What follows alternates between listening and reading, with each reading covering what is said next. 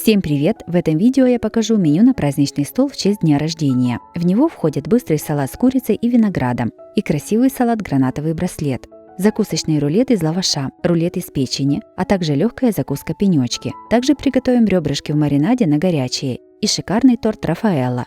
Чтобы приготовление было более продуктивным, сначала готовим блюда, которые дольше всего готовятся и которым нужно замариноваться.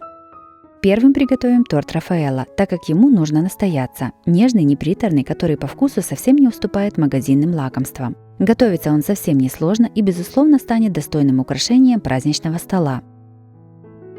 Сначала замесим тесто для коржей. В миску разбиваем 2 яйца.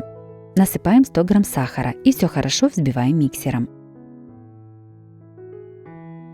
В взбитые яйца добавляем 100 г сметаны или кефира и перемешиваем. Сюда же добавляем 100 г растопленного сливочного масла. Опять перемешиваем. В отдельной миске перемешиваем 400 г муки и 20 г разрыхлителя для теста. Мучную смесь насыпаем к жидкой в несколько подходов. Перемешиваем до получения мягкого однородного теста.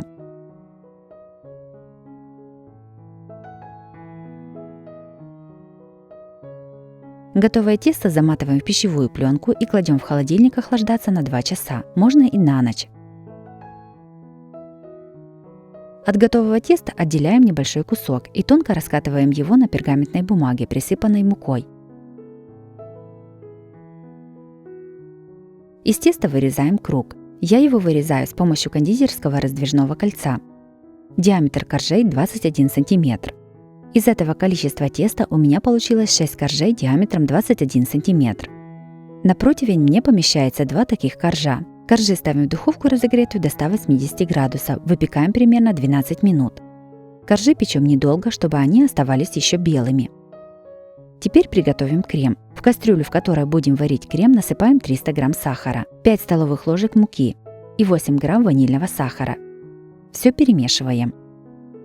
Сюда же добавляем 4 яйца и опять перемешиваем.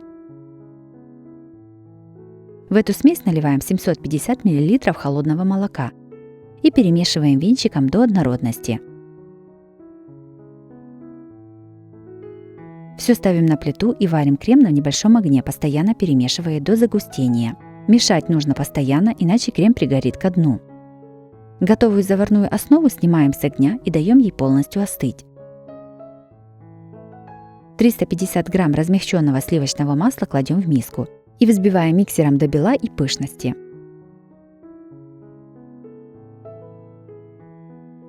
В сливочное масло добавляем по 1 столовой ложке уже остывшую заварную смесь, не прекращая взбивания. Если вы замешиваете тесто точно так же, как и я, кухонным комбайном, то после взбивания масла поменяйте венчик на насадку для жидкого теста. Если взбивать венчиком, то крем может расслоиться. Если же вы взбиваете ручным миксером, то так и дальше взбивайте венчиками. В самом конце в крем добавляем 100 г кокосовой стружки. Все перемешиваем. Крем готов. Собираем торт. Ставим разъемное кольцо. В него кладем первый корж. По бокам вставляем ацетатную пленку. Если ее нет, то можно заменить разрезанной пластиковой папкой для бумаг. На корж кладем крем. Так собираем весь торт, чередуя коржи и крем.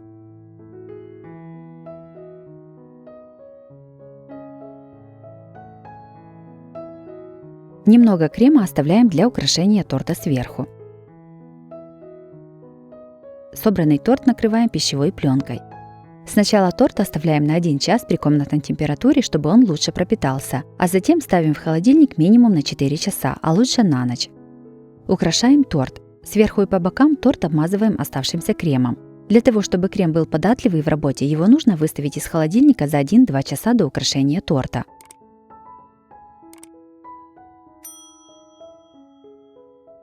Весь торт посыпаем белой кокосовой стружкой. Лишнюю стружку собираем кисточкой. Сверху торт украшаем конфетами Рафаэлло. Торт Рафаэлло получился очень нежным и вкусным. Мягкие коржи и нежный крем с ароматом кокоса никого не оставит равнодушным. Обязательно испеките такой торт, это очень вкусно.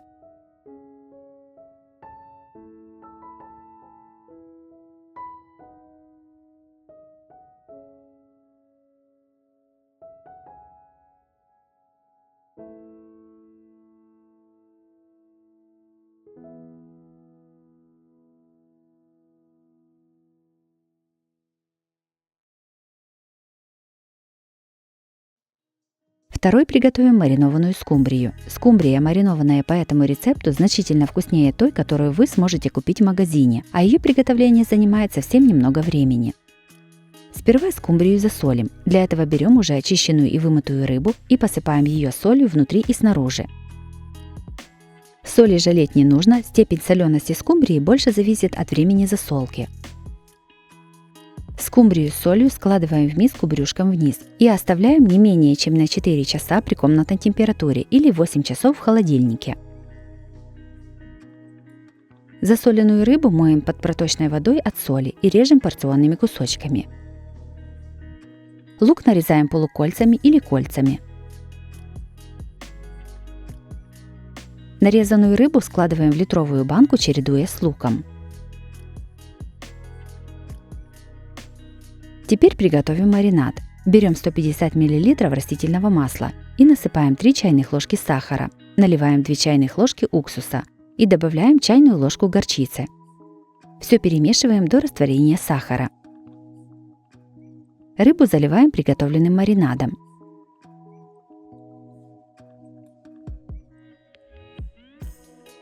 Банку закрываем крышкой и ставим мариноваться в холодильник примерно на 8 часов.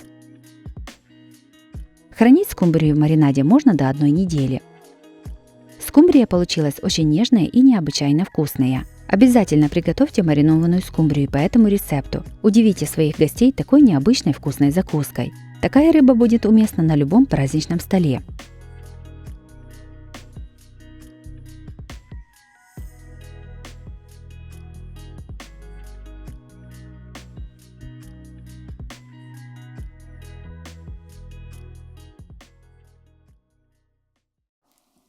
Третьим приготовим печеночный рулет. Его тоже можно готовить заранее. Приготовление совсем несложное. Такой рулет точно понравится тем, кто любит печень. 700 грамм печени моем и снимаем с нее пленку, если она есть. Подготовленную печень нарезаем порционными кусками. Сильно мелко печень нарезать не стоит, так как при жарке она станет более жесткой. Я использую говяжью печень, но также можно взять куриную или свиную.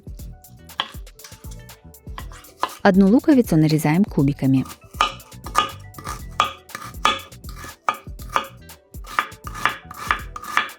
Одну большую морковь трем на крупной терке.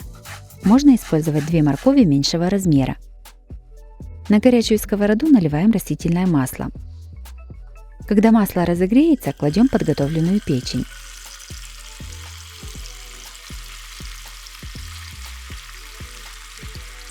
Обжариваем на среднем огне сначала с одной стороны, а затем переворачиваем на другую сторону.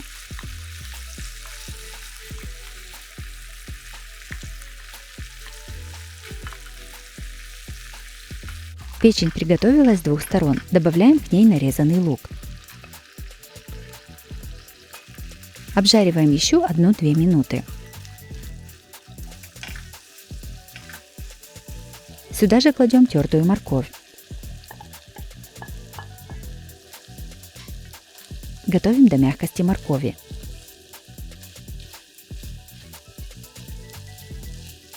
В конце все солим по вкусу. И перчим черным молотым перцем.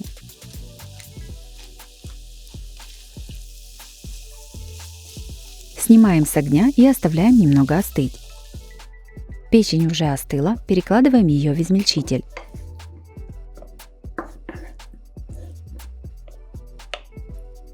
Сюда же кладем мягкое сливочное масло. Всего понадобится 120 грамм сливочного масла. Все измельчаем до однородности. Всю печень с маслом я измельчала в 2 подхода, так как за один раз не помещается.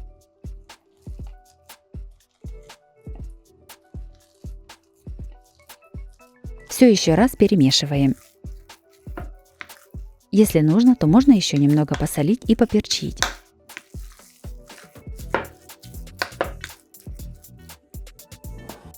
Приготовленный паштет распределяем по фольге.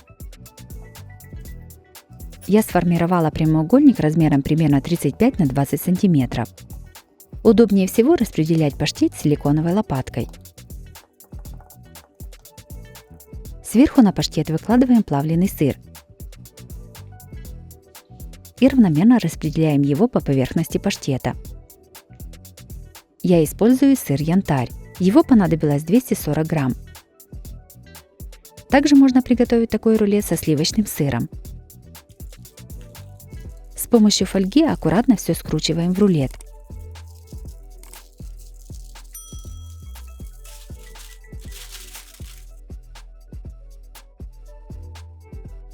Получившийся рулет заворачиваем в ту же самую фольгу.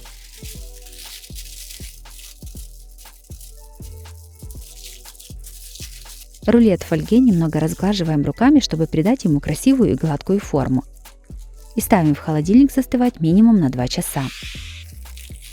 Рулет застыл, достаем его из фольги.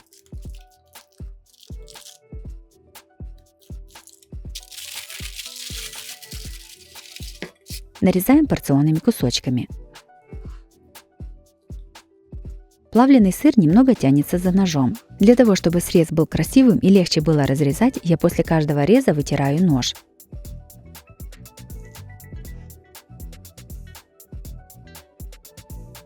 Рулет красиво выкладываем на блюдо и подаем на стол. Рулет из печени получился очень вкусным и красивым. Печень прекрасно сочетается с плавленным сыром. Готовится такой рулет несложно. Также такой рулет можно приготовить за день или два до торжества и нарезать непосредственно перед подачей на стол.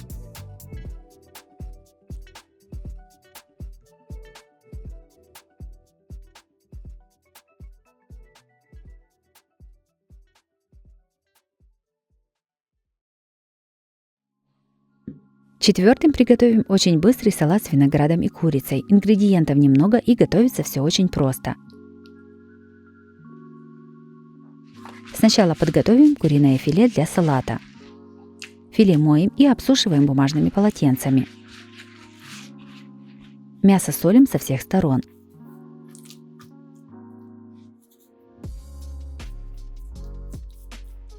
Посыпаем приправой для курицы. Я использую приправу без соли. Равномерно растираем приправы по мясу руками.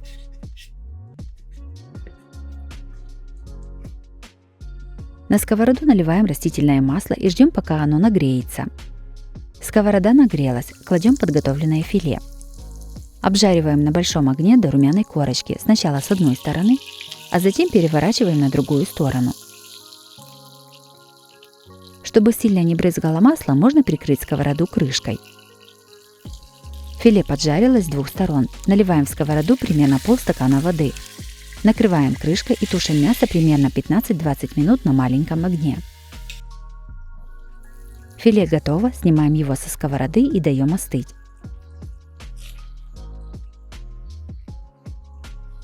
Остывшее филе нарезаем сначала на пластинки,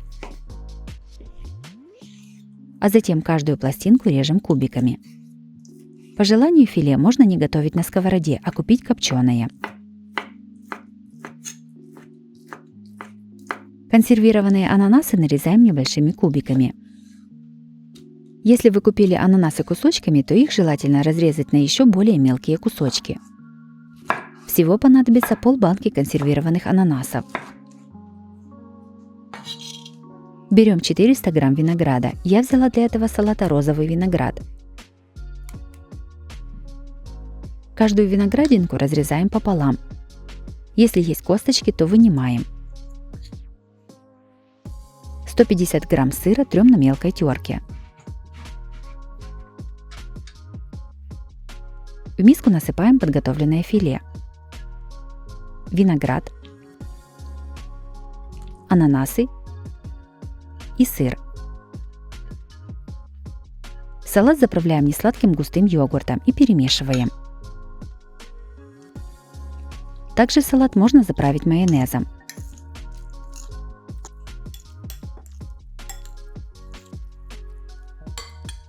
Салат готов, выкладываем его в красивую салатницу и подаем на стол.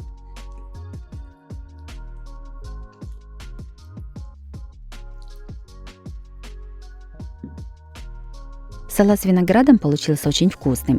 Мясо и сыр придают салату сытность, виноград сочность, а ананасы особый неповторимый вкус. Обязательно приготовьте такой салат, это очень вкусно и необычно.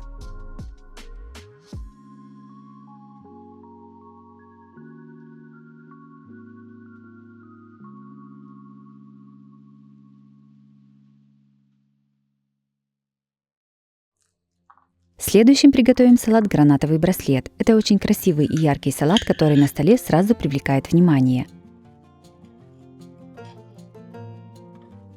Сначала приготовим язык для салата. В кипящую воду насыпаем пол столовой ложки соли. Кладем язык. Я взяла говяжий язык весом чуть больше 1 кг, но можно взять и свиной. Для рецепта понадобится 300 грамм готового языка. Сюда же в кастрюлю кладем 2 лавровых листа. И добавляем черный перец горошком примерно 8-10 штук. Накрываем крышкой и готовим на минимальном огне примерно 1,5-2 часа. Прошло 2 часа. Готовый язык сразу же перекладываем в холодную воду. Оставляем на 10 минут. Это делается для того, чтобы потом лучше снималась верхняя шкура. Вынимаем язык из воды и снимаем верхнюю шкуру.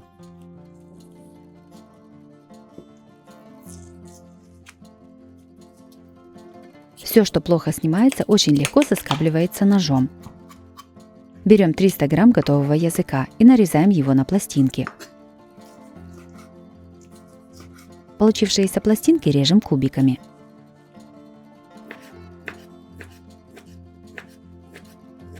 Маринуем лук для салата. 1 луковицу нарезаем кубиками. Нарезанный лук кладем в мисочку. Насыпаем пол чайной ложки соли, 1 чайную ложку сахара и 2 столовых ложки уксуса. Все заливаем кипятком и оставляем мариноваться на 10-15 минут. 2 вареные картошки трем на мелкой терке. 1 среднюю вареную свеклу тоже трем на мелкой терке.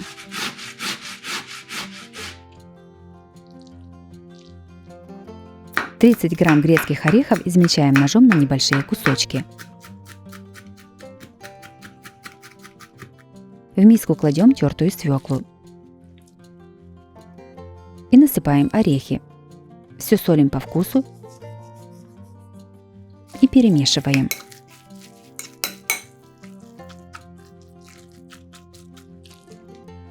У граната отрезаем верхнюю часть. Делаем надрезы в тех местах, где проходят разделительные пленки.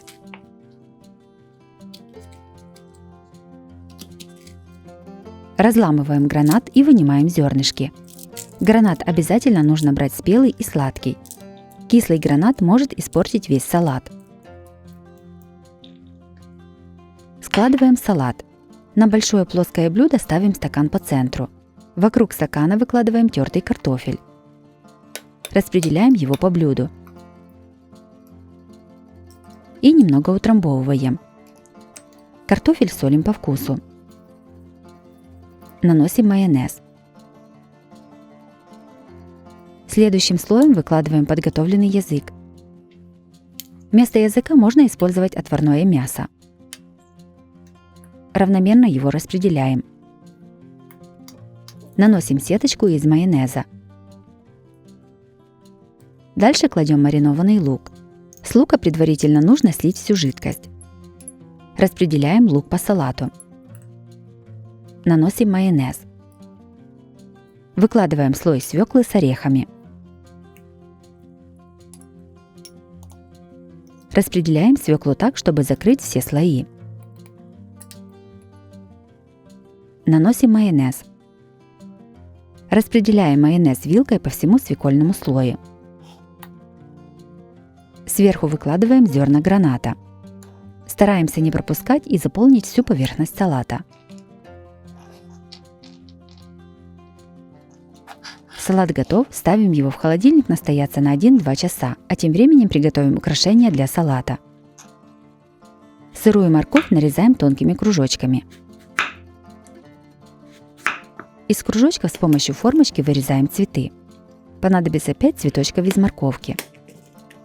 Также цветы можно вырезать ножом. Салат настоялся. Аккуратно прокручивающим движением вынимаем стакан. Салат украшаем цветами из морковки. Прикрепляем их с помощью майонеза. Кладем листья петрушки.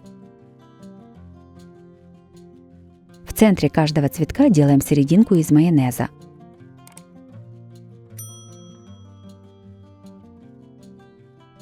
Салат готов, можно подавать на стол. Салат «Гранатовый браслет» получился очень красивым, ярким и вкусным. В нем прекрасно сочетается мясо и овощи, а приятный кисло-сладкий вкус граната придает салату особую изюминку.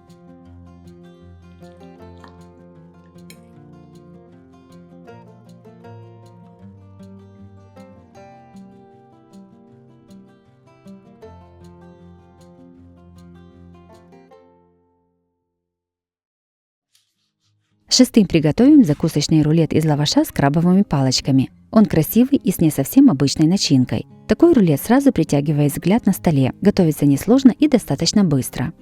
Сначала подготовим ингредиенты. 200 грамм крабовых палочек разрезаем вдоль пополам, а затем нарезаем их небольшими кусочками. 3 вареных яйца трем на крупной терке. 150 грамм сыра фета разминаем вилкой на более мелкие кусочки.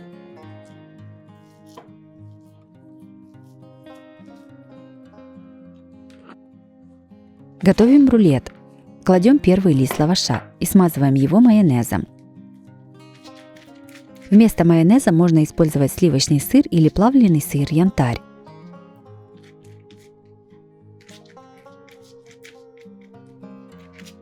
На подготовленный лаваш выкладываем тертые яйца. Равномерно их распределяем по всему лавашу. Начинку немного не докладываем до противоположного от себя края, чтобы потом удобно было его сворачивать и начинка не выпадала. Сверху на яйца выкладываем листья салата.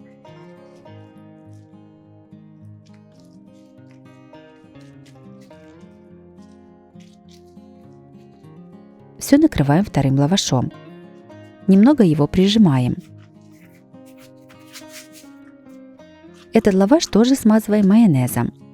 Всего для одного рулета понадобится примерно 150 грамм майонеза.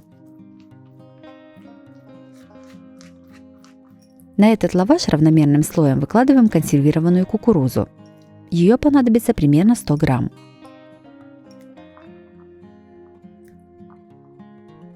Сверху выкладываем нарезанные крабовые палочки. Равномерно их распределяем, не забывая отступить немного места от края лаваша.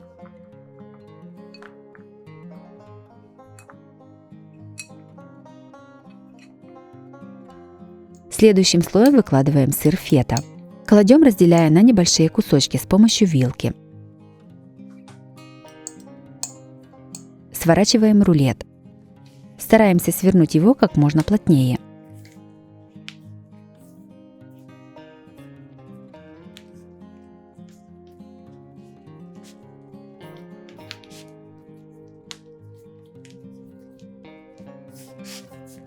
Рулет заматываем в пищевую пленку и кладем в холодильник настояться.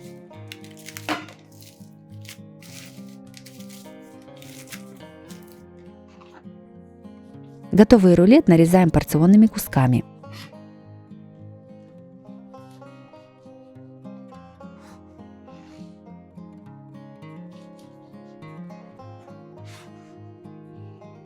Красиво выкладываем на блюдо и подаем на стол.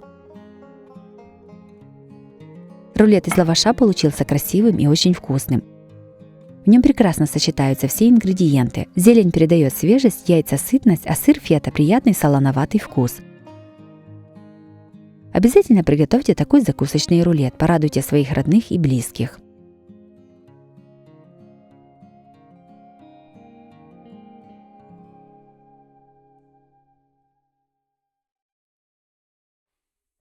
Седьмой приготовим закуску пенечки. Приготовление очень быстрое и продукты максимально доступные. 1 французский багет разрезаем на кусочки высотой примерно 2-3 см. Чем тоньше багет, тем выше делайте кусочки, чтобы поместилось больше начинки. В каждом ломтике частично вынимаем мякоть, донышко должно остаться. Оставшийся в середине мякиш утрамбовываем ложкой. Должна получиться как бы корзиночка. Готовим начинку. 500 грамм шампиньонов моем, разрезаем пополам и нарезаем произвольными кусочками. 1 луковицу нарезаем кубиками. На горячую сковороду выкладываем нарезанные грибы. Готовим на большом огне, периодически перемешивая до испарения всей жидкости.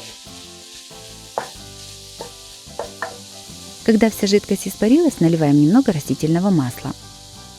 Кладем нарезанный лук. Обжариваем грибы с луком на среднем огне.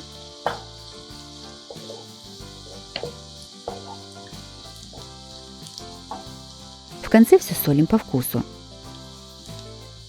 И перчим черным молотым перцем. Снимаем начинку с огня. Уже подготовленные кусочки из багета выставляем на противень от духовки. Приготовленной начинкой заполняем пенечки из багета. 100 грамм сыра трем на мелкой терке. Сыр нужно брать такой, который хорошо плавится. Тертым сыром посыпаем все пенечки. Все ставим в духовку, разогретую до 180 градусов. Запекаем примерно 10 минут. Сыр должен расплавиться, а багет подсохнет сверху и станет хрустящим. Закуска пенечки готова. Блюдо, на котором будем подавать закуску, украшаем листьями салата. Выставляем готовую закуску. Из этого количества начинки у меня получилось 16 пенечков с начинкой. Закуска пенечки получилась очень вкусной и сытной. Готовится просто и достаточно быстро. Она прекрасно подходит на любой праздничный стол.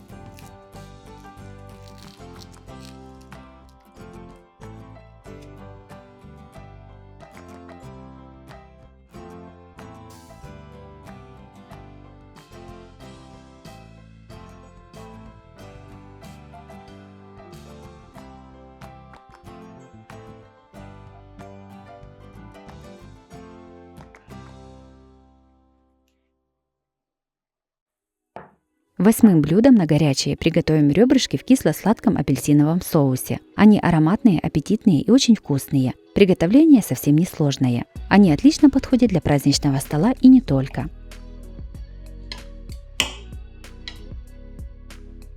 Сначала подготовим ребрышки. 1 кг свиных ребрышек кладем в кастрюлю. Все заливаем водой. Солим примерно половиной столовой ложки соли. Кладем лавровый лист и 8 горошин черного перца. Все ставим на огонь. Когда вода закипит, уменьшаем огонь до минимума и снимаем пену. Варим ребрышки под крышкой примерно 50 минут. Ребрышки сварились. Вынимаем их из кастрюли. Бульон не выливайте, на нем можно сварить очень вкусный суп. Ребрышки накрываем крышкой, чтобы не заветривались, и оставляем остывать. Готовим маринад. С одного апельсина снимаем цедру с помощью мелкой терки. Снимаем только оранжевую часть. Разрезаем апельсин пополам. С одной половины выдавливаем сок. Вторая половина нам не понадобится. Сюда же добавляем 2-3 зубчика чеснока. 1 столовую ложку молотой сладкой паприки, 3 столовых ложки соевого соуса, 1 чайную ложку горчицы и 3 столовых ложки меда. Все перемешиваем.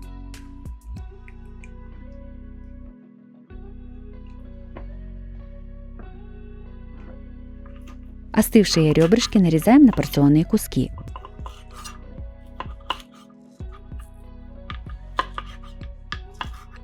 Все складываем в миску. На ребрышки наливаем приготовленный маринад. Перемешиваем и оставляем мариноваться примерно на 1 час. Также такие ребрышки можно приготовить заранее и оставить мариноваться на всю ночь в холодильнике. Уже замаринованные ребрышки выкладываем в форму для запекания.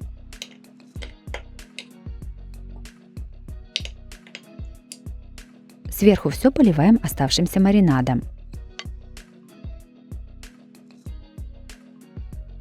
Все ставим в духовку, разогретую до 200 градусов. Запекаем приблизительно 15 минут.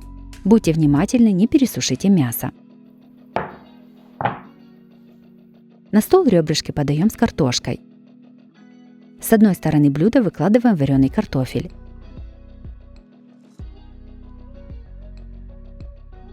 С другой стороны выкладываем приготовленные ребрышки.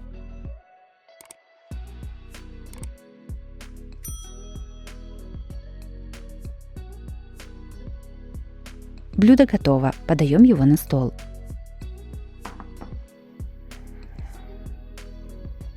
Ребрышки в маринаде получились очень вкусными, сочными и ароматными. Они прекрасно подходят для праздничного стола.